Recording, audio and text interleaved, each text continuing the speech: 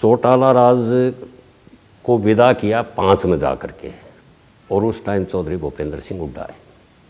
और चौटाला का विरोध कोई अंडरग्राउंड नहीं था, मुखर था। जैसे 96 में चौधरी भजनलाल के खिलाफ मुखर विरोध था, 2019 में बीजेपी के खिलाफ साइलेंट विरोध था, जो कांग्रेस उसको भांप नहीं पाई।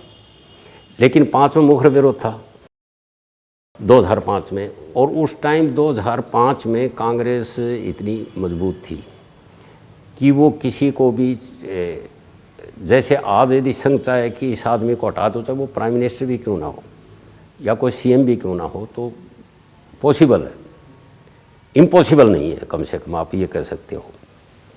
लेकिन कांग्रेस उस वक्त सेंटर में मजबूत थी, क्योंकि पहले पार्लियामेंट के चुनाव हुए थे, सरकार बन गई थी, तो भूपेंद्र हुड्डा को सीएम बन गए।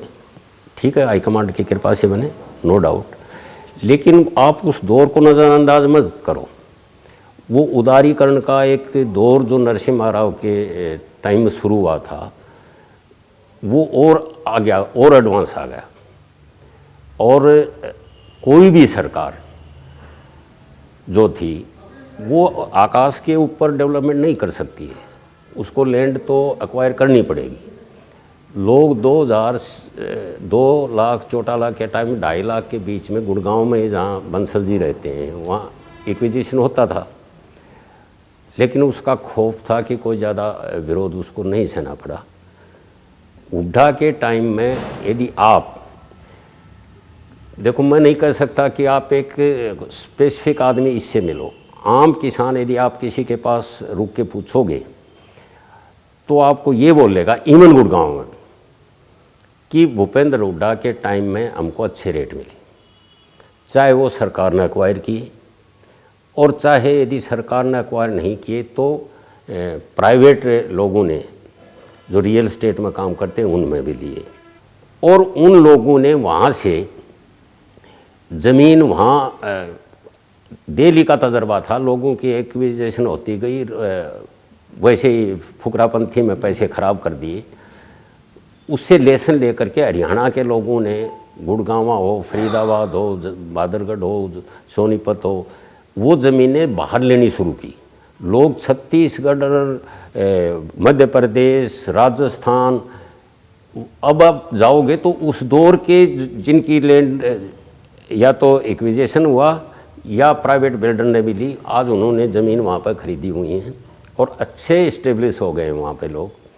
वो दौर ऐसा था जब पूरे देश में इस तरह की जो रियल एस्टेट की वजह से जो डेवलपमेंट जिससे आज चकाचौंध दिखती है ना, वो खड़ी हुई है, और सब शहरों में हुई है कि कंक्रीट का जंगल डेवलप हो रहा है, वो सही है। लेकिन एक इंफ्रास्ट्रक्चर, आप डेवलपमेंट चाहे कोई कंट्री करे या कोई इलाका करे, इंफ्रास्ट्रक्चर मजबूत यदि नहीं होगा तो वो चीज़ें नहीं होंगी।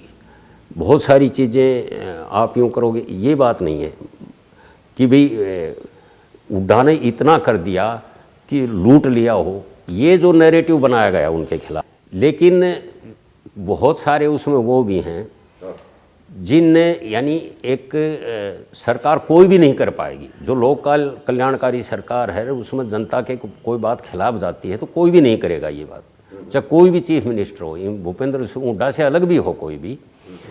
इन गाँवों की ज़मीन जिनको आप ये कह रहे हो, और जो आपने छापा था, और बंसल जी भी यदा कदा उस पर रोशनी डालते हैं, वो एक जो सबसे ज़्यादा आरोप है, जो ओम प्रकाश की शिकायत पे जो केस भी है ने जो डाला हुआ है, क्योंकि ये कोर्ट के भी विचाराधीन है, लेकिन जब पब्लिक डोमेन में है तो चर्चा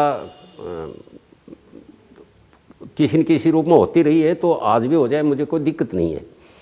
लेकिन वो एक हिस्सा उसका सरकार ने, इवन पहले सरकार में भी ये रिकमेंड हुआ कि ये छोड़ दी जाए। कोई भी पार्टी, लोगों की मानसिकता ये हो गई कि एक वैज्ञानिक सोच जो अब तक जो वामपंथी लोग थे और जो करते थे, लोगों ने ये मान लिया, इस देश के लोगों ने, कि ये आदमी के विवेक को कुंद करने वाले लोग हैं। ये डेवलपमेंट के खिलाफ हैं, ये तुम्हारे बच्चों के रोज़गार की हिमायती नहीं है, ये सब वो हो गया। तो कोई भी ऐसी व्यवस्था में दूसरा जो विकल्प बचता है वो, जिसको अब मैं इसको चकाचौंध को तो मैं तो खिलाफ लिख चुका हूँ, लेकिन ये जो सिस्टम है ना जो एग्जिस्ट करता है इस देश में, उसमें ये माफिक है राजनीति के, कोई भी करे, चाहे रीजनल पार्टी करे। He is icon of the present political system. और मेरे को ये कहने में कोई एजिटेशन है नहीं है कि कांग्रेस में आज वो कदावर नेता हैं